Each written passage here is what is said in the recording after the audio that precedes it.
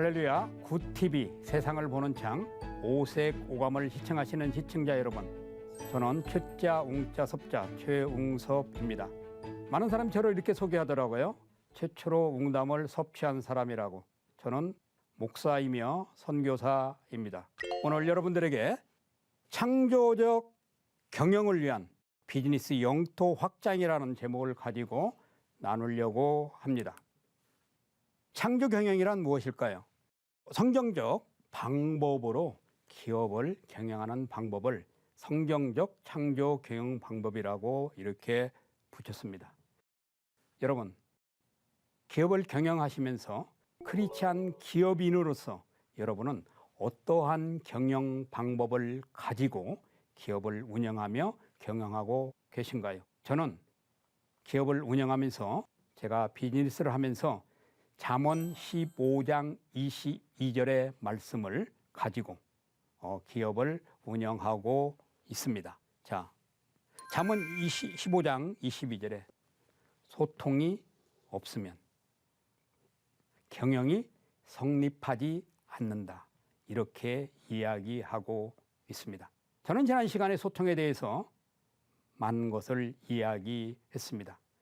성경적 창조 경영 방법은 바로 소통이라는 것이죠. 의논이라는 것입니다. 여러분은 어떠한 방법으로 기업을 경영하고 계신가요?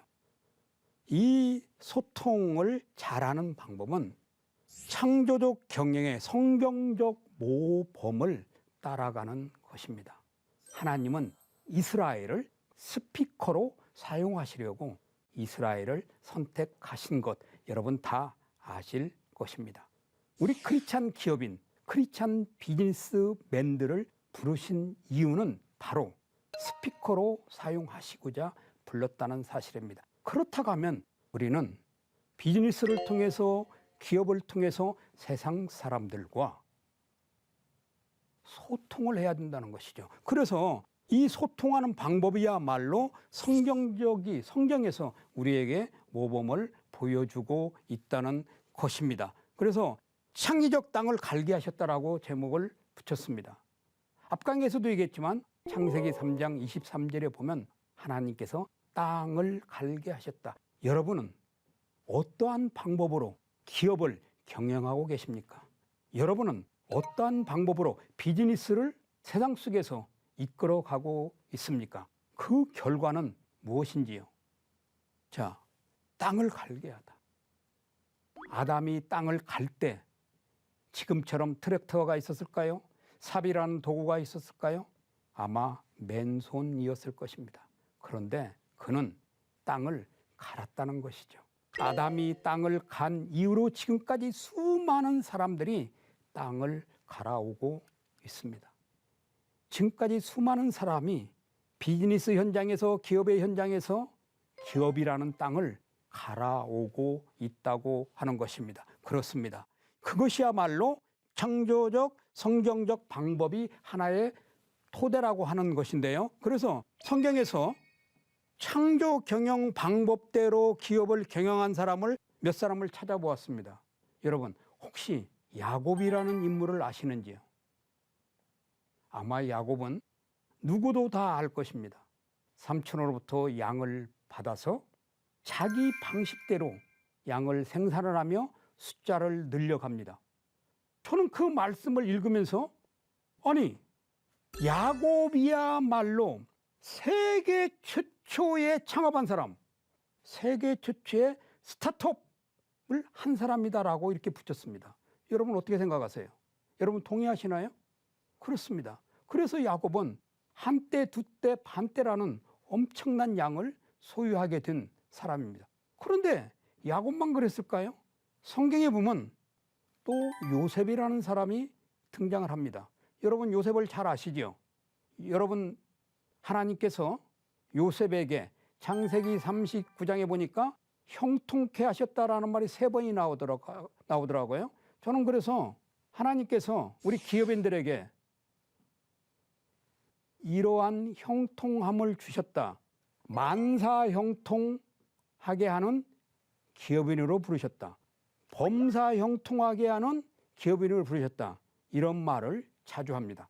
만사형통, 범사형통을 체험한 그가 누구냐? 그가 바로 요셉은 세계 최초의 엑셀러레이터였다는 것이죠.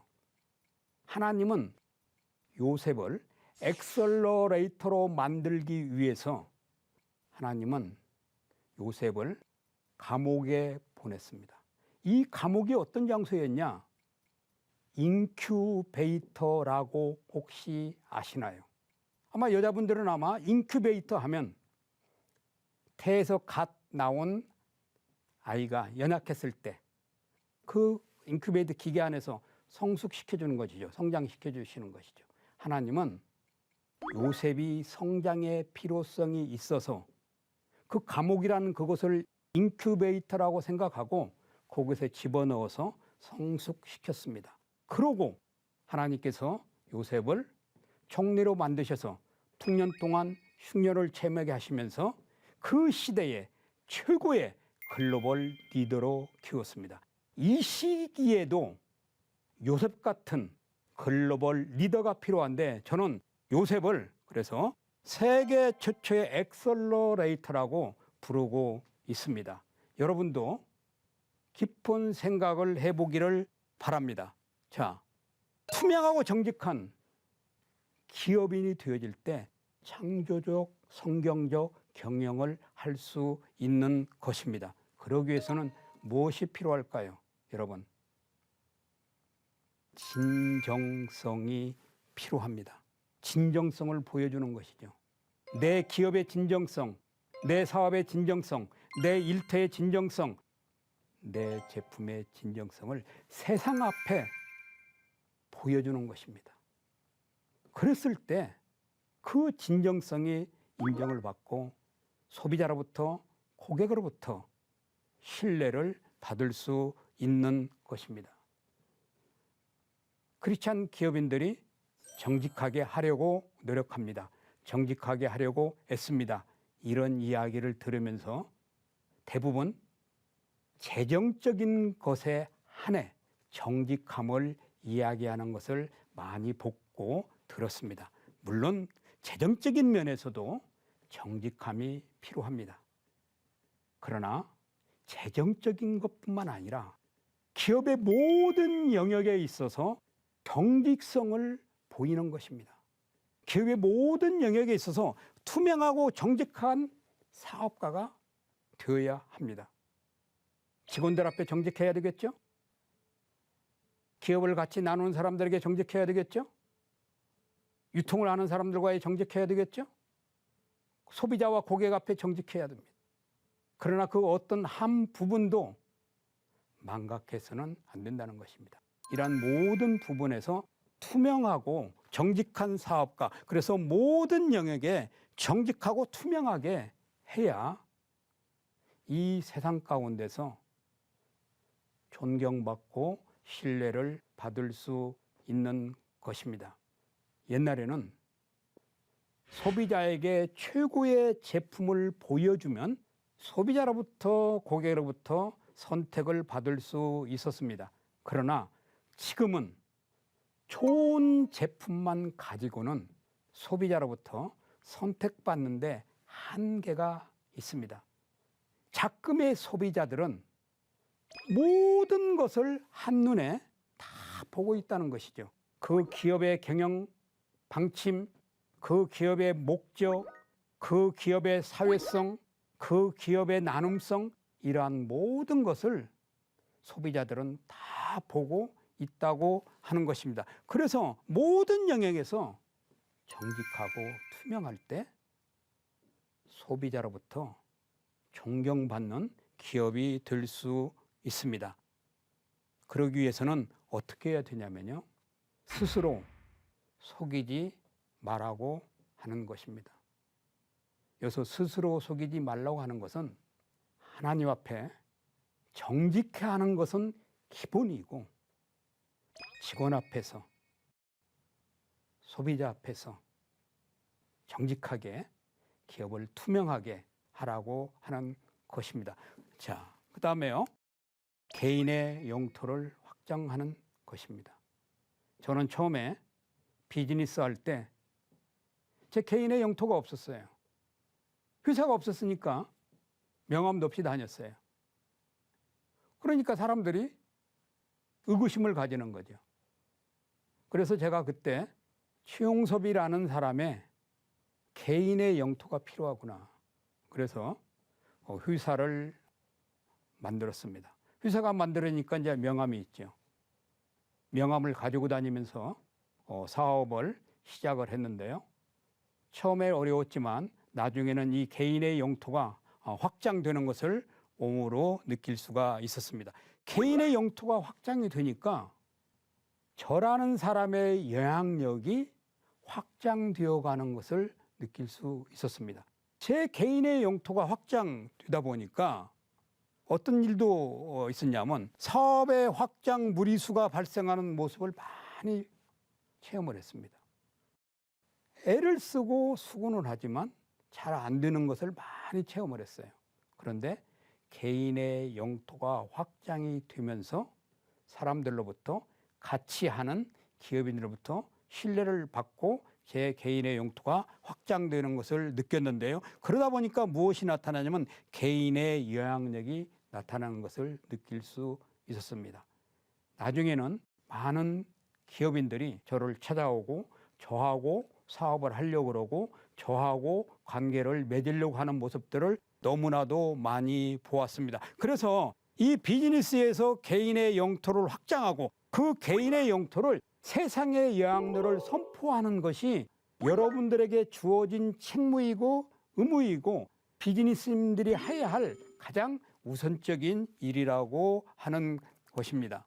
자, 두 번째는 개인의 영토를 통해서 기업의 영토를 확장하는 것입니다. 자, 기업의 영토를 확장하려면 무엇이 필요하냐면 신뢰와 정직을 통해서 기업의 영토를 확장하는 것입니다. 저는 사업을 하면서 손해를 보면 손해를 봤지 저하고 사업하는 파트너들을 절대로 속이지 않습니다. 제가 아제르바이잔에서 또 해외에 돌아다니면서 많은 사업을 성공을 시켰는데요. 그 성공시켰던 주 원인은 제가 사업을 잘해서 제가 협상을 잘해서 그것이 아니라 제 사업의 파트너들이 저를 신뢰해 주었기 때문에 저를 믿어 주었기 때문이었습니다. 그래서 이 기업의 왕토는 바로 신뢰와 정직이 선제되어질 때 기업의 영토는 확장되는 것입니다. 이러한 것들이 신뢰와 정직이 무엇이 되냐면 기업의 문화를 혁신할 수 있어야 됩니다. 기업인이 정직하면 그 직원들도 그 고객들도 그 기업을 위해서 기업의 영토 확장을 위해서 더욱더 신뢰를 보내준다는 것입니다. 그래서 저는 이 기업의 문화 혁신과 더불어 이 크리스찬 기업인들은 누구에게 잘해야 되냐? 직원들에게 선한 영향력을 줄 수 있도록 직원들에게 잘해야 된다고 하는 것입니다. 그래서 직원에게, 고객에게 선한 영향력을 주는 기업의 영토를 확장해야 된다고 하는 것입니다. 자, 그 다음에는요.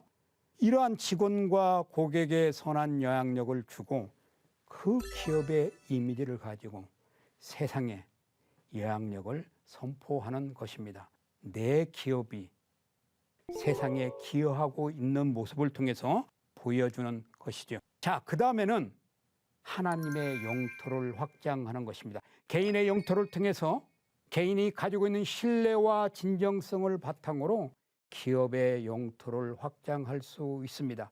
저의 경우도 그랬습니다. 개인의 영토가 없을 때는 기업의 영토를 확장하는데 굉장히 어려웠습니다.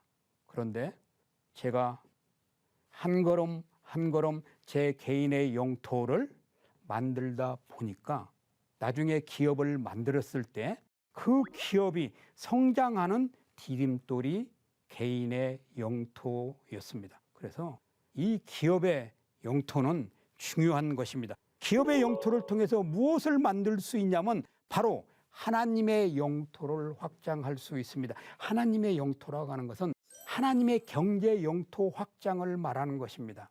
자, 그래서 이 하나님의 영토를 확장하게 되면 비즈니스 이드 미션이 가능한 것입니다. 많은 사람들이 선교와 비즈니스와 선교를 이야기합니다. 특별히 많은 교회들이 선교사님들에게 이 시기에 새로운 패러다임이기 때문에 비즈니스를 해야 된다라고 이야기하고 있습니다. 맞는 말이기도 하지요. 사업도 굉장히 힘듭니다. 비즈니스도 힘듭니다. 사업보다 더 힘든 것이 비즈니스이더라고요. 제가 목회도 해보고 선교하고 있고 사업도 하고 있습니다. 그런데 목회야 비즈니스보다도 더 어려운 것이, 선교보다 어려운 것이 비즈니스더라고요. 그런데 선교와 비즈니스 두 개의 수박을 한 손으로 잡을 수 있다고 여러분 생각하십니까? 그런데 하나님의 영토를 확장하면 비즈니스와 선교라는 두 개의 수박을 한 손으로 잡을 수 있습니다. 그러한 이유에서 하나님의 영토 확장이 중요한 것입니다. 그렇게 되면 하나님의 영토가 확장이 되면 무엇이 가능하냐? 바로 선교 영토 확장이 가능하다는 것입니다.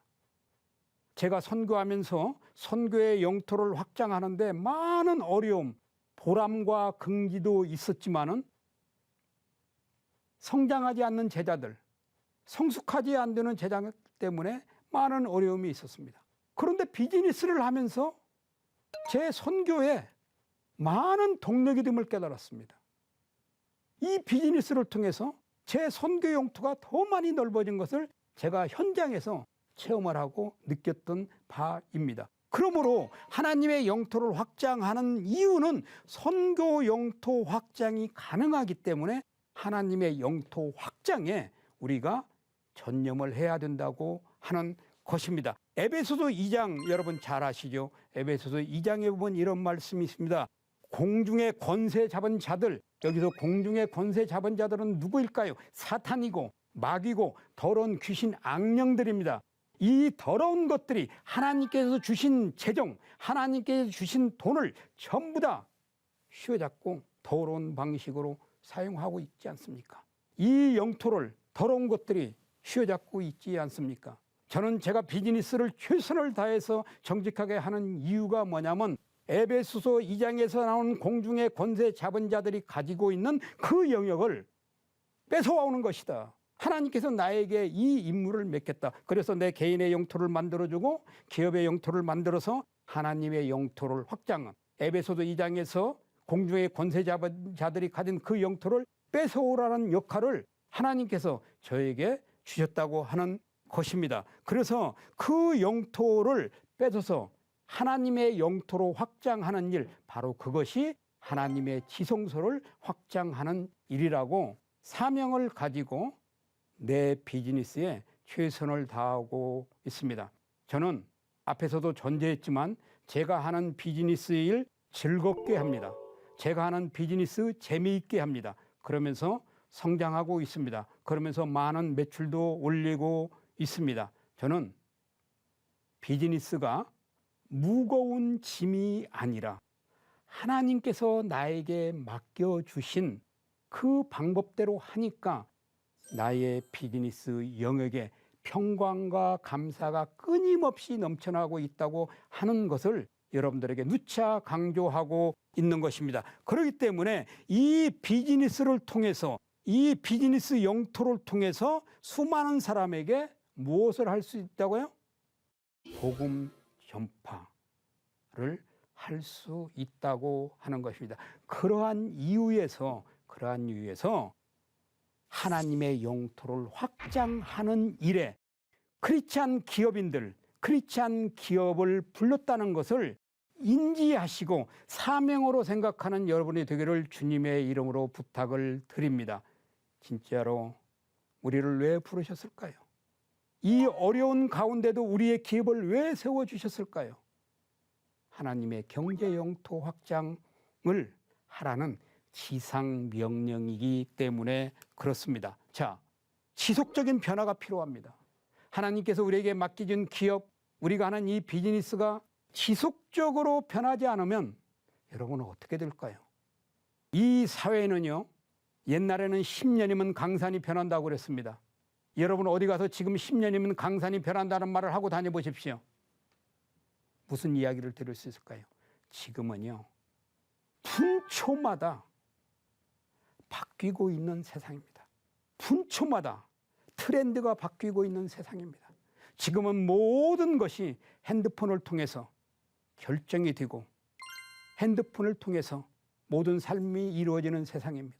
이러한 세상 속에서 지속적인 변화 없이 내 개인의 영토와 기업의 영토와 하나님의 영토를 확장할 수 있다고요? 그렇지 않습니다. 우리에게 맡긴 우리의 비즈니스와 기업은 지속적인 변화를 통해서 기업의 영토를 확장해야 할 필요가 있습니다. 그 다음에는요, 사회적 변화입니다. 하나님께서 우리에게 기업을 맡기신 이유는 우리의 직원들을 변화시키고 우리의 고객들을 우리의 제품군을 통해서 변화시키라고 우리를 비즈니스 현장으로 불렀다고 하는 사실입니다. 그러므로 우리는 우리가 관계되어 있는 사람들을 신앙을 견고하게 해주고 그들의 가치관을 변화시켜주고 그들이 복음적 활동 안에 들어올 수 있도록 하는 일이 우리 기업인들의 목표이며 목적이며 가치인 것입니다. 하나님께서 나에게 기업을 맡기신 이유는 사회적 책임을 다하라고 여러분을 크리스찬 기업인으로, 여러분을 크리스찬 기업가로 부르심을 여러분들이 명심하기를 부탁을 드립니다. 더불어서 경제적 변화도 있어야 됩니다. 그렇잖아요. 여러분의 기업을 통해서 여러분의 직원들의 삶이 풍성해지기를 원하십니까? 저는 제가 열심히 함으로 인해서 우리 직원들의 삶이 경제적으로 풍성하게끔 만들어주는 것이 제 목표이고 제 해외 파트너들도 제가 늘 이야기합니다. 데이빗 초이와 사업을 하게 되면 여러분의 가정뿐만 아니라 여러분의 기업뿐만 아니라 여러분의 국가에 있는 많은 사람들도 삶이 풍성해진다라고 늘 이야기를 합니다. 그렇습니다. 제가 기업하는 이유, 제가 비즈니스 하는 이유는 나 혼자, 나만을 위해서 풍성한 삶을 위해서 하는 것이 아니라 사회의 전반적인 경제적 변화를 위해서 하는데 그 첫 번째 주안점을 두고 있는 게 뭐냐면 직원이라고 하는 것입니다. 직원의 풍성한 삶을 만들어주고 또 내 기업 안에 있는 내 기업과 연관성을 가지고 있는 소비자와 고객들의 삶을 풍성하게 해주는 것, 그것은 제품을 통해서 제품을 사용하는 사람들에게 신뢰를 주고 가치를 만들어주고 그 제품을 통해서 기쁨과 만족을 누릴 때 그 고객들은 영원한 내 고객, 내 기업을 성장시켜주는 고객이 되기 때문에 삶의 풍성한 일태 변화를 추구하고 있는 것입니다. 크리스찬 기업인 여러분, 여러분의 기업의 환경은 어떻습니까? 크리스찬 기업가 여러분, 여러분은 어떠한 것을 위해서 기업을 이끌어가고 있습니까? 우리는 앞에서도 제가 얘기한 것처럼 공공의 선을 위해서 하나님께서 우리를 기업인으로 부르셨다고 하는 것을 여러분이 명심하기를 부탁을 드립니다. 하나님의 말씀으로 세상을 이해하고 바라보는 마음의 찬양이 여러분 안에 열리기를 소망하며 이 시간 마치도록 하겠습니다. 감사합니다.